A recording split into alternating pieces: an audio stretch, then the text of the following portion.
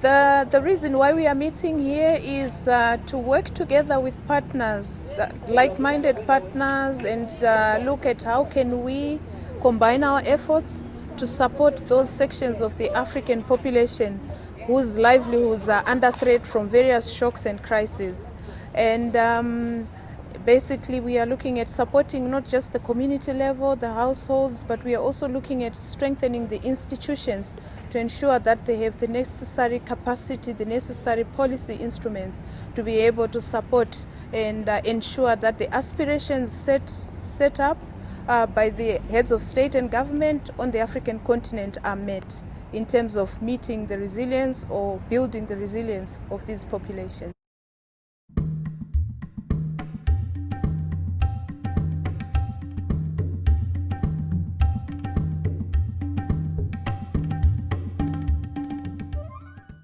L'agriculture est l'épine dorsale de la majorité des économies africaines.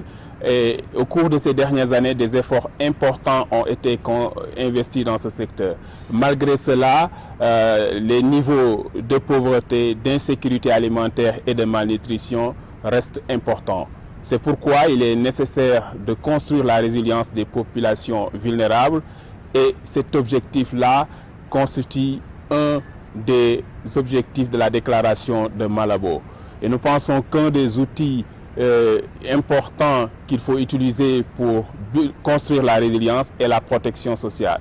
Et la FAO est prête à apporter son appui pour l'intégration de la protection sociale dans les politiques d'agriculture, de développement rural, de sécurité alimentaire et de nutrition. La FAO est prête aussi à apporter son soutien pour l'élaboration d'outils de la mesure de la résilience et nous sommes en train d'élaborer le RIMAN qui est un outil important pour mesurer la résilience.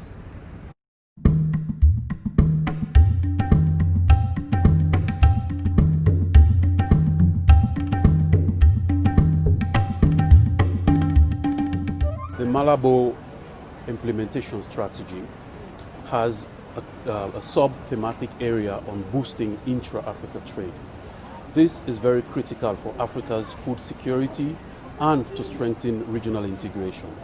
This thematic area has two targets. One is to triple intra-Africa trade, and the other one is the creation of the Africa-wide free trade area, which would ultimately transform into a common customs union with a common external tariff. There is deep concern in the continent about its rising food import bills. Currently, Africa imports on a net basis around 40 billion US dollars of food. Most of that money is food that are imported from outside the continent. So there is a deep concern, and it makes sense for Africa to be able to trade and have that money in here in the continent so that it could be used for other development purposes. Boosting inter-Africa trade involves a lot of interventions, and given the already weak capacity, there is opportunity now with these recommitments at Malabo to scale up activities and strengthen support. With regards to FAO, our trade-related support to the Malabo roadmap and implementation strategy is broadly in two areas.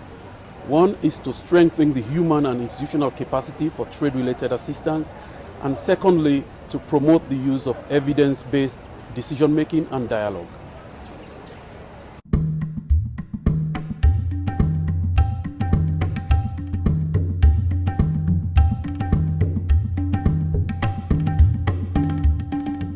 Donc depuis 2012, la FAO, en partenariat avec l'Union africaine, l'agence NEPAD et l'Institut Lula, s'est engagée dans un processus pour éradiquer la faim en Afrique. Cet engagement s'est manifesté dans une déclaration pour éradiquer la faim qui a été approuvée par les chefs d'État en 2014. Ici maintenant à Johannesburg en 2015, nous sommes en discuter les actions à mettre en œuvre pour faciliter la mise en œuvre de cette déclaration. Donc la FAO va continuer à être un partenaire auprès de l'agence NEPA des lignes africaines, mais surtout des communautés économiques régionales et les pays membres pour leur aider avec l'assistance technique, la facilitation et l'appui général à leurs efforts qui sont en cours pour éradiquer la faim. Donc nous espérons dans cette année, les mois à venir, qu'on sera en mesure de renforcer les processus et les compétences des pays membres dans leurs efforts pour éradiquer la faim.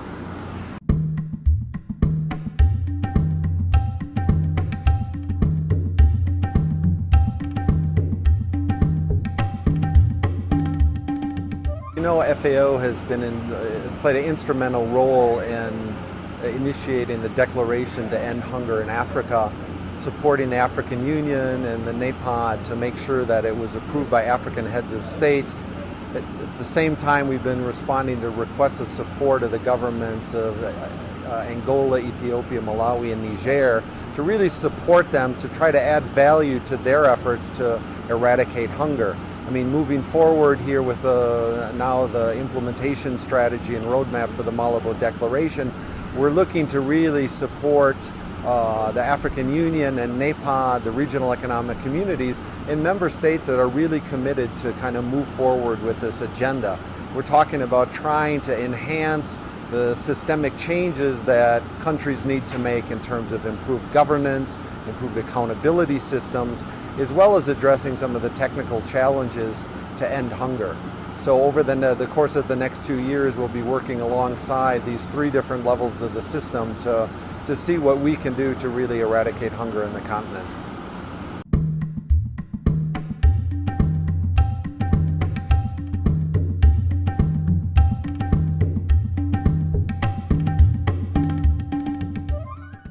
We look also at a thematic group that is about inclusive business and inclusive growth. We realize that agriculture in Africa has been exclusive to certain category of people, the youth, the marginalized, and even the smallholder farmers who naturally feed over millions of Africans. So it was important that we look at their needs specific post-Malabo. And then we thought that issues of financing, issues of land, issues of access to market are still issues that needs to be addressed to bring all these people along the value chain to be part of the agricultural development. But specifically also, more importantly, how do we bring the youth, who are the future of agriculture in Africa, into agricultural development? How do we improve their skills, their knowledge, and their entrepreneurship to take agriculture as a business? As our older folks are leaving, then they take over and then make agriculture modernized and then become more as a business-oriented enterprise.